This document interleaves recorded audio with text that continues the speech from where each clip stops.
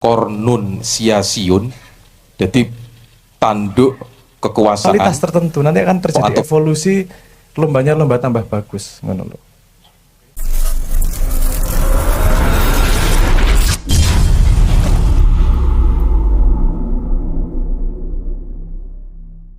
Teman untuk perkawinan monggo Mas Anik.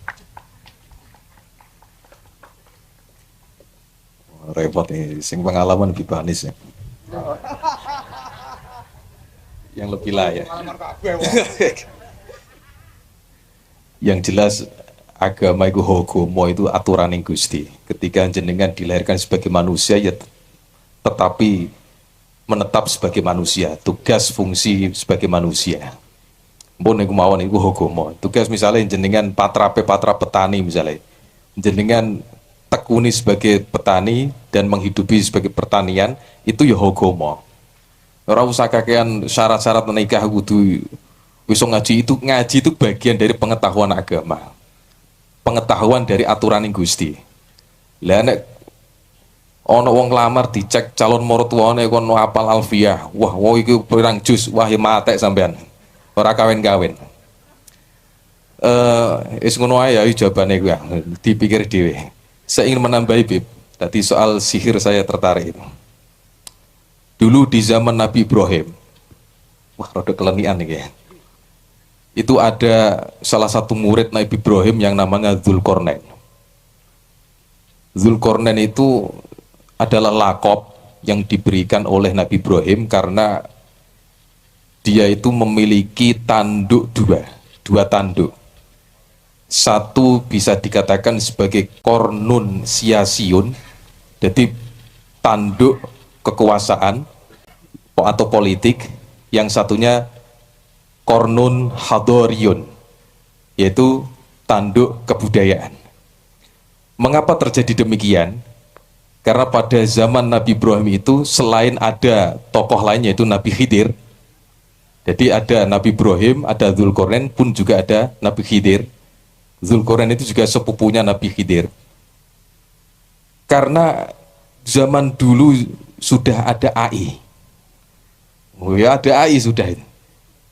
Tetapi AI yang muncul di zaman Nabi Ibrahim itu lahir dari teknologi Afarid, teknologi Ifrit.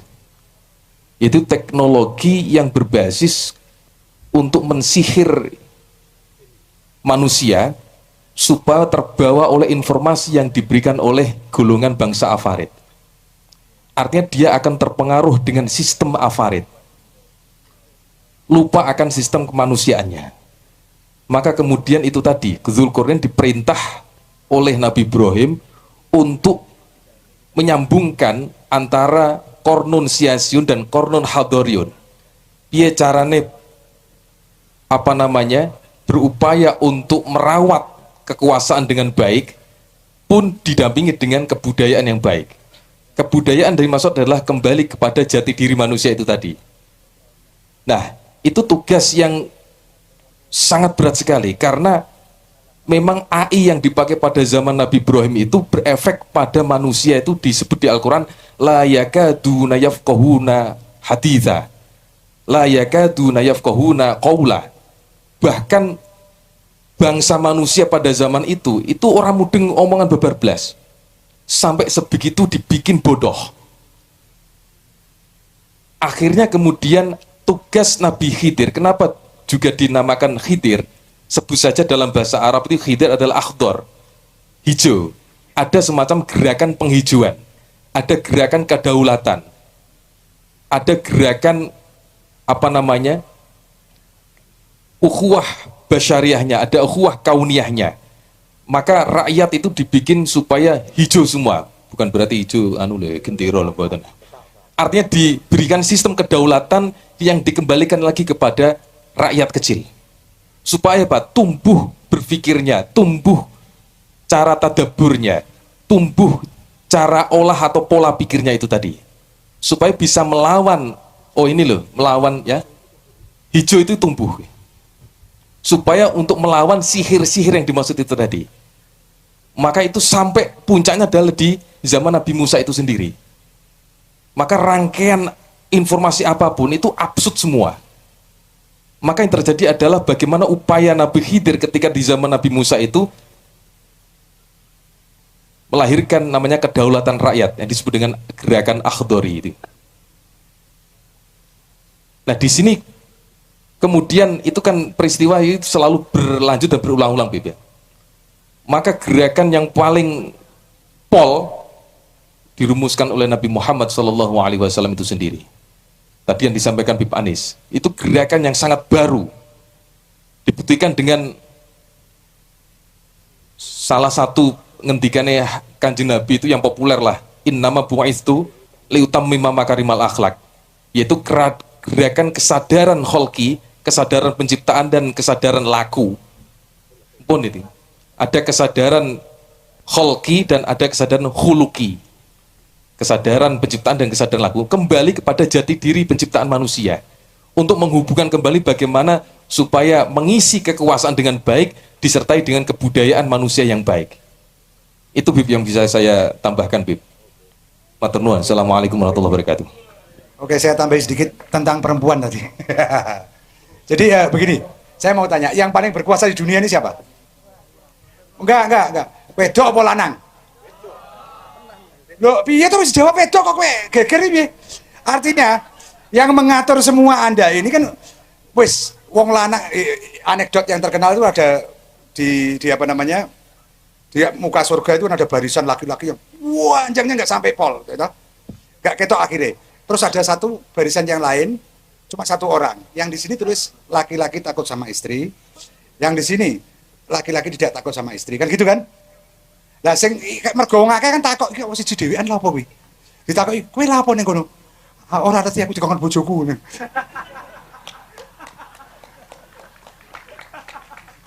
Nah, kalau begitu yang ngatur ini kan perempuan. Iki tenan lho gitu. Ngono Oh, sakmene. tenan kuwi kok. Wis kawin takok, kowe wedi karo bojomu ora? Aku. Enggak, soalnya Dek Bian itu saya pertama kali ketemu dengan guru saya, temannya Mbah Lim, Kiai Haji Abdullah Salam, takoki, kamu ini termasuk yang tergolong takut sama istri apa enggak? Gak bisa jawab aku. Enggak ya, kalau begitu Mbak, artinya di dalam keluarga itu yang paling berperan, sekarang dia lihat ya, itu kan perempuan itu, untuk mendidik anak dan lain sebagainya. Walaupun mergo modernitas iki ora karuan, pojo lunga kabeh anake melu mbantune. Tapi yang jelas kalau tadi saya kembali, din salah satu pengertian din itu laku, bukan pengetahuan. Jadi kalau Anda mau melihat, lihat lakunya. Kalau lakunya dia baik, ya podo Islame ya. Kalau karena ada ajaran bahwa laki-laki muslim boleh menikah sama non muslim. Tapi laki-laki perempuan muslimah nggak boleh, kan gitu kan? Oke.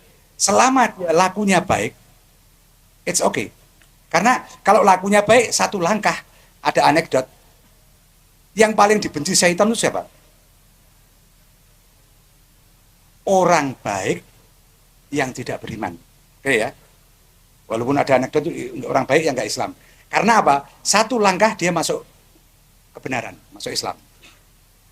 Yang paling disukai syaitan siapa? Orang yang beragama Islam yang kelakuannya rakaruan parae. Satu langkah lagi dia masuk kekufuran. Jadi lakunya yang dilihat, Mbak. Bukan pengetahuannya. Pengetahuan bisa sangat subjektif kan. Jadi tambahan itu aja. Monggo. Ini kan saatnya ada lagu juga ini. Mau dibisiki ngono kok.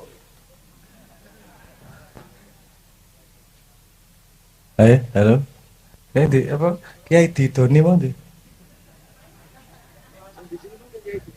Iya, Kiai Didoni mau ngejak. Beb, tapi wanita apa sebenarnya jadi penguasa tadi? Itu fakta ilmiah, Beb. Iya, fakta ilmiah. Saya terus. Nek cara nganu kan laki-laki kan saya dari perempuan. Sebelum jadi laki-laki kan masih perempuan harusnya. Kemudian dalam perkembangan perut itu ada cairan-cairan yang kemudian ditentukan dia laki-laki atau tetap perempuan. Artinya dasar semua manusia itu perempuan. Ini kalau dari sudut pandang evolusi biologi, itu fakta ilmiah bahwa yang mengarahkan evolusi makhluk ataupun peradaban itu yang feminin, yang memilih. Karena yang sing lanang arep joget kaya ngopo? Misalnya gini. Yang perempuan suka yang bulunya paling indah. Maka evolusinya akan seperti merak. Bulunya semakin indah manusianya. Kalau yang perempuan milih yang kepalanya paling gede, evolusinya ntar kepalanya semakin gede. Sing laki-laki. Mesti itu fakta ilmiah. Jadi yang ngarahin arah evolusi itu sebenarnya pilihan dari perempuan feminin. Ini bisa dikembangkan sedikit. Ngopo Indonesia rusak kalau gini? Karena femininnya tidak milih laki-laki sing bener. Ya tambah buruk engko. Apakah tidak bisa dipercaya? Iya, tapi itu hasil dari evolusi 40 tahun luwih iku. Dan kita adalah dalam tanda petik korban ya. Kita wes kena evolusi yang segitu. Tapi karena kita sadar ilmunya, dibalik evolusi ini iso kok. Iya carane. Milih sing bener. Kualitas tertentu nanti akan terjadi evolusi, lombanya lomba tambah bagus ngono lho. Wes Fakta yang paling sederhana, Bib. Manugo sabar. Fakta yang paling sederhana. Tenang nih fakta. Ini fakta paling sederhana. So urusan wong wedok kok rame men iki lho. Rame wae, rame. Ganteng wae. Sakura melu-melu wis ra melu. Fakta yang paling sederhana. Ya. Fakta yang paling sederhana itu ketoke wong lanang pinter-pinter ndur panggung. Balik mulai digetak bojone bento dada. Nek kuwi pengalaman pribadi nek ya. Gini. Enggak, ini agak serius sedikit. Marker tadi. Jadi kan setiap kita itu sebenarnya estafet. Manusia dari Homo sapiens sampai sekarang itu estafet. Tugas Anda itu hanya mengestafetkan yang sebelum dan nanti setelahnya. Proyeksi Anda ke depan akan menentukan masa depan.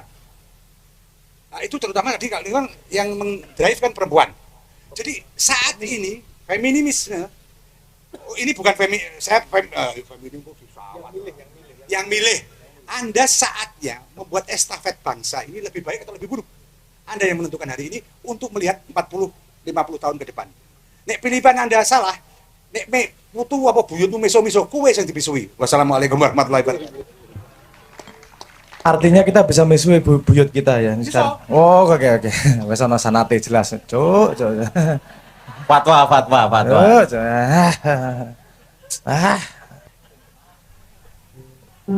Yo, monggo nyanyi. Yuk. Kulit apa iso aku. Yo.